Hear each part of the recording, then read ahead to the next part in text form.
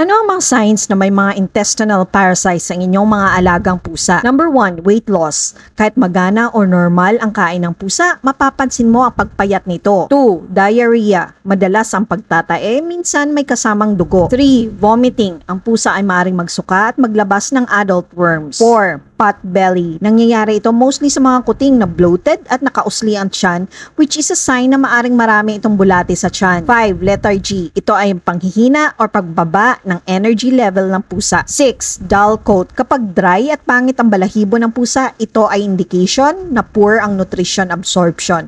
Ibig sabihin, kinukuha ng mga bulate ang nutrients ng pusa at dahil dito, nagmamanifest sa balat at balahibo ang kakulangan sa nutrisyon. 7, scooting. Ito yung pagkaladkad ng pusa ng kanyang puwet sa sahig kapag may lumalabas na tapeworm segment or itlog na parang itsura ng sesame seeds or bigas. Number 8, visible worms. Ang mga bulate ay maaring makikita natin around their anus, sa tae, or sa suka. 9, anemia. Kapag heavily infested ng blood-sucking parasites like hookworm ang isang pusa, ito ay maaring mag-cause ng anemia. Mapapansin mo na maputla ang gilagid ng pusa. Other signs of anemia is panghihina at kawalan ng gana kumain. 10, coughing. Ang lungworm infections in our pets can cause respiratory symptoms such as coughing. 11, poor growth.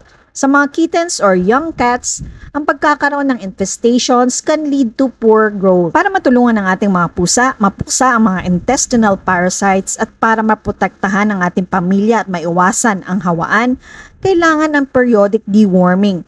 Kung kaya naman, pwede niyong dalhin sa vet para ma-check kung anong klaseng parasites ang meron ang cat nyo at ma-prescribe ng appropriate medications. For home remedy, maraming mga dewormer ang available in the market today. Iba-iba ang prices at efficacy niya.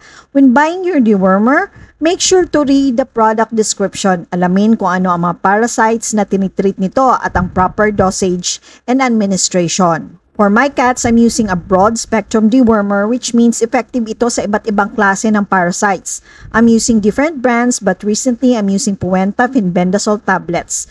This is chewable kaya hindi mahirap ipainom sa mga cats. Pwede din itong i-mix sa food. If you want to learn more about this product, please check my other video. Ilalagay ko ang link sa description or sa comment section. Ang suggested deworming frequency depends on age ng inyong alagang pusa. Once a month for cats age 8 weeks to 3 months. Once every 2 months for cats age 4 to 12 months. And once every 3 to 4 months for adult cats. Hanggang dito na lang guys. See you in the next video. Thank you for watching.